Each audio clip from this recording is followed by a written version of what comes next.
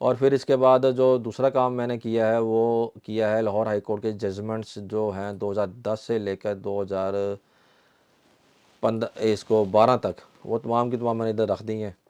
जैसे Lahore high court 2010 से लेकर 2018 जितनी भी रिपोर्टरी जजमेंट्स हैं ये तमाम मौजूद हैं। सिर्फ फ़र्क ये है कि जी कि 18 के बाद 2000 ये आगे 24 तक क्यों नहीं गई, इसलिए नहीं गई कि जो जजमेंट्स है इसका जो हमें मैक्सिमम फ़ाइल साइज़ है वो 5 GB मैं इसमें अपलोड कर सकता हूँ। और जब मैंने 2010 से लेकर 18 तक अपलोड की तो 5 GB पूरा हो गया। फिर उसके बाद 23 से 24 की जजमेंट्स और 2022 22 में इतनी ज़्यादा रिपोर्टरी जजमेंट्स पड़ी हैं, ये फ्राम 2020 से 22 हैं। तो बेसिकली ये अब अगर हम कोई सवाल लाहौर हाई कोर्ट की जजमेंट्स जो सिविल की भी हैं चाहे टैक्स की हैं जो कोई भी हैं अगर आप पूछना चाहते हैं, मैक्सिमम जो जजमेंट्स मौजूद हैं वो इसमें मौजूद हैं। मैं 2018 से लेकर 2010 से लेकर 18 तक का जो सिस्टम है इसको मैं सवाल करता हूँ। इसको मैं अभी क्योंकि हमारी टोकन्स की लिमिट पूरी हो गई तो इसको मैं चेंज कर दूँगा। और इसको ये देखे जज सब आपके पास डाटा होना चाहिए। ये जज जो जजमेंट्स हैं लाहौर हाई कोर्ट की रिपोर्टें वो मैंने तमाम PDF यहाँ पर अटैच की हुई हैं। ये कम से कम कोई 400-500 PDFs होंगे जो 5 GB का डाटा जिसमें जाके बना है। और हम जब इसको बोर्ड को चेंज करेंगे सोनेट से हम आएंगे हेको पे और इसको सेव करेंगे तो हम इसमें मैं कोई भी सवाल करता हूँ मीन्स के मैं पूछता हूँ what is rate of quo warranto and who can file it, can a person who is not a body, can an organization which is not a person in the meaning of law can file writ of quo warranto। ये हमने सवाल किया है। अभी पिछले दिनों हमारे chairman ATAR के ख़िलाफ़ रिट हुई थी जिसका इस्लामाबाद हाई कोर्ट में उनके ख़िलाफ़ फैसला आया था और उनको उनके ओहदे से हटा दिया गया था। तो वो basically writ of quo warranto थी और इसी के बाद उन्होंने उसको ICA अप्लाई किया और ICA में जो फ़ैसला आया है वो उनमें जो मेन ग्रीवेंस थी वो यही थी कि जो टैक्स बार जिसने ये केस किया है वो रजिस्टर्ड नहीं है और लॉ के अंदर इसमें रिस्ट्रिक्शन है कि टैक्स बार का जो लफ्ज़ है वो कोई पंजाब बार, पाकिस्तान बार, तहसील बार, डिस्ट्रिक्ट बार और हाई कोर्ट बार के अलावा कोई इसके अलावा कोई अदर देन बॉडी को इस्तेमाल नहीं कर सकती। और इसके लिए जब ICA फ़ाइल किया तो ICA में जो ऑर्डर था सिंगल बेंच का उसको उन्होंने सस्पेंड कर दिया और दोबारा चेयरमैन ATAR को बहाल कर दिया। तो क्योंकि हमने थोड़ा सा इसका सिस्टम चेंज किया है पीछे, फिर ये जजमेंट्स हैं वो काफ़ी सारी हैं, 400-500 के करीब फाइलें अटैच हैं इसके अंदर 2010 से लेकर 18। और इन 2010 से लेकर 2018 में अगर किसी भी रिपोर्टरी जजमेंट्स में को वारंटो के नाम बारे में अगर कोई सवाल या कोई आंसर डिस्कस हुआ है तो ये डाटा बेस है, ये नॉलेज बेस को उसने नाम दिया है, उसको सर्च करेगा, सर्च करके फिर हमें उसके मुतालिक नाम आंसर कर देगा। अगर किसी भी जजमेंट में को वारंटो इस तरह का कोई सिनेरियो नहीं डिस्कस हुआ तो फिर वो आंसर नहीं कर सकेगा। तो the date of quo warranto answer आ गया है कि इस judicial remedy that allows the court to inquire about the authority by which a person holds a public office. जो कंडीशंस हैं वो the office must be public and created by statute और constitution. The office must be substantive not merely a function of employment at the will of others. There has been a transgression of the constitution on a statute in appointing the person to the office। Means कह रहे किसी judgement के अंदर ये सारी बातें discuss हुई हैं तो उसने वहाँ से को वारंटो के बारे में जो हमने सवाल किया था वो पूछ बता दिया है। और the holder of post does not processes the prescribed qualification, the appointment authority is not competent or the procedure prescribed by law has not been allowed। Regarding who can file a writ of quo warranto, the law does not require the petitioner to be an aggrieved person in the strict sense। Any member of the public or whistleblower can file the writ as long as they are acting in good faith. और ये जो उसने बात की है 2016 Lahore high court 3148 इस file से उसने, और इसी तरह ये जो दूसरे केस लाज हैं यहाँ से उठा के इसने मुझे आंसर किया है। तो ये इजीली आप इसको देख सकते हैं जी कि ये जो आंसर किया है वो उसका रेफरेंस भी हमें साइटेशन नंबर भी मालूम हो गई है, और ये साइटेशन नंबर हम लाहौर हाई कोर्ट की वेबसाइट पर जाएंगे तो वो रिपोर्टली जजमेंट में हमें आसानी से मिल जाएगी। However, the conduct and motive of the petitioner can be examined by the court as the grant of relief in a quo warranto writ is based on principle of equity. The petition should be for the benefit of the public in general and not out of personal vengeance. As for whether an organization that is not a person in the legal sense can file a writ of quo warranto, the law does not appear to preclude this possibility. Means कि इसके ऊपर कोई law का कोई preclude नहीं हुआ, और this writ is meant to control executive power in making appointments to public offices, and the court has the discretion to examine whether the case meets the requirement laid down in the constitution.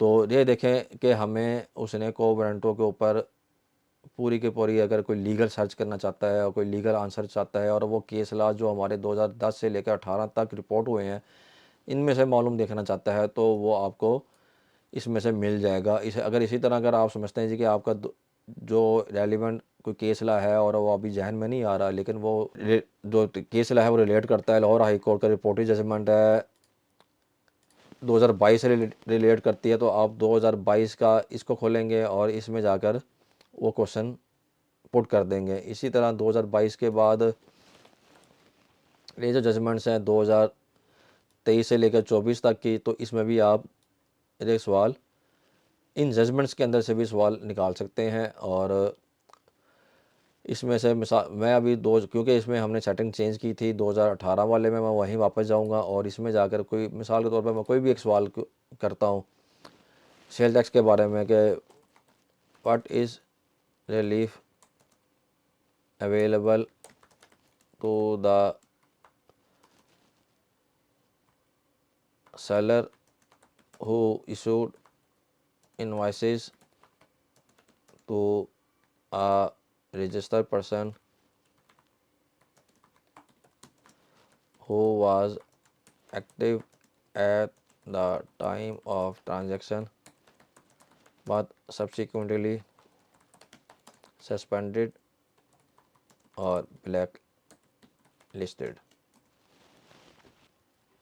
Basically seller का आप गलत लिख दिया, लेकिन वो इस चीज़ को खुद ही कवर कर लेगा उम्मीद है, और हमें अब देखते हैं कि जी का क्या जवाब आता है।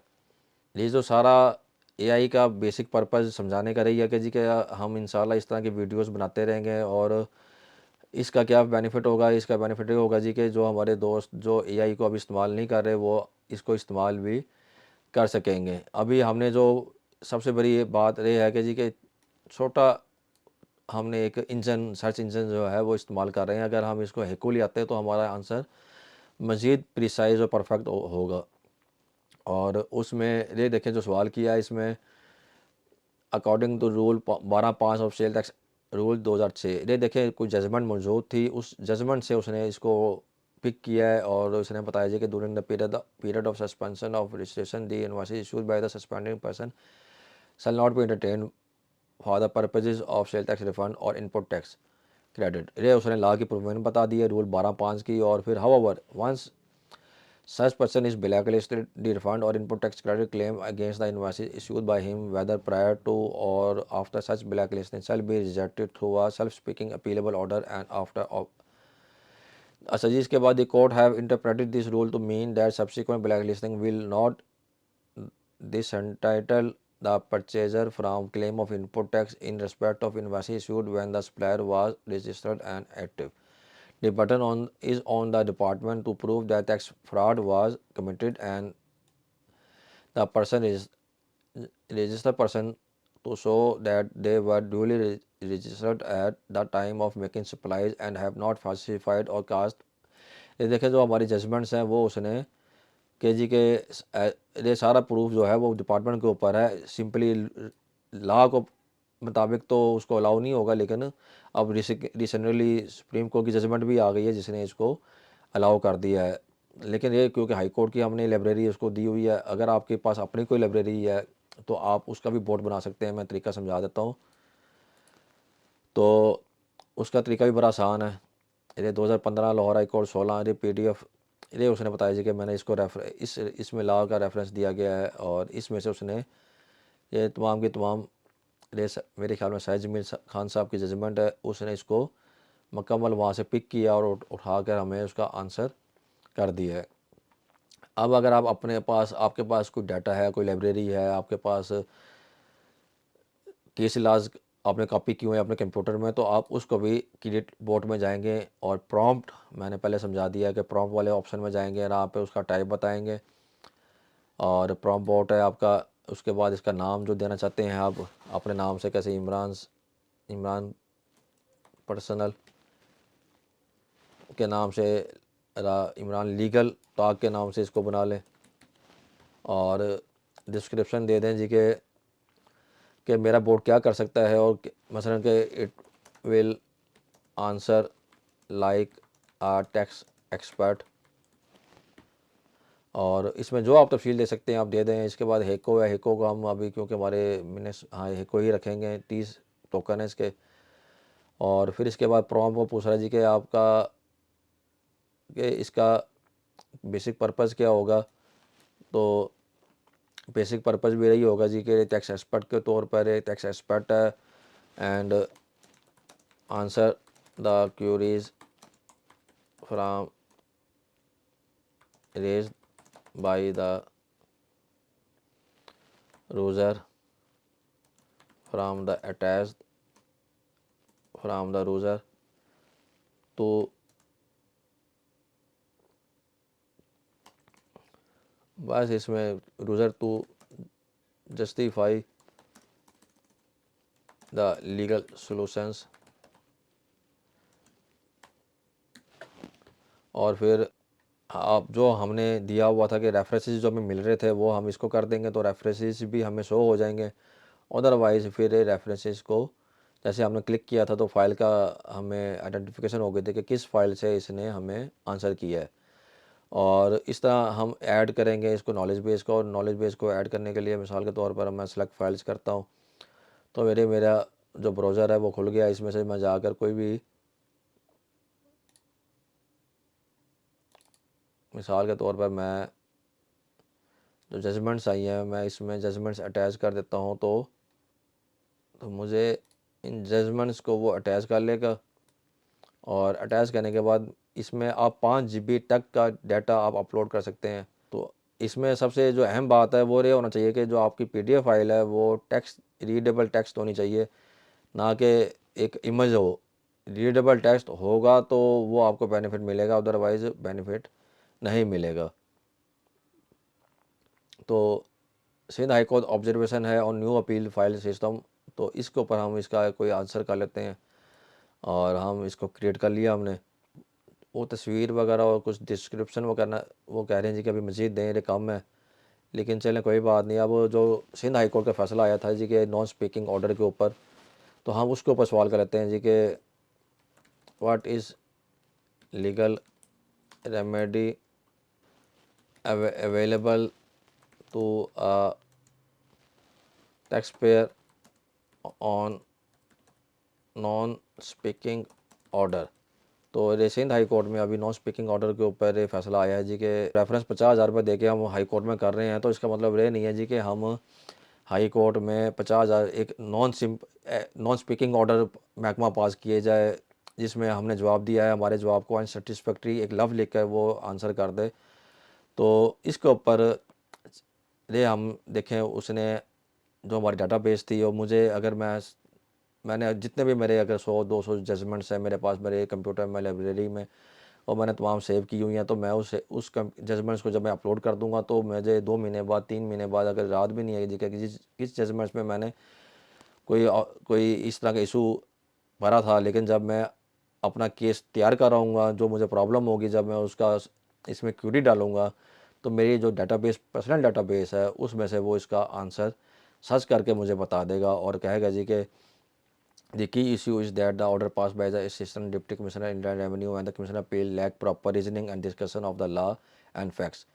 This is violation of the principle established by the Supreme Court of Pakistan, which requires that judicial order must demonstrate that the authority has applied its mind to the issues involved and provided adequate reasoning for its decisions.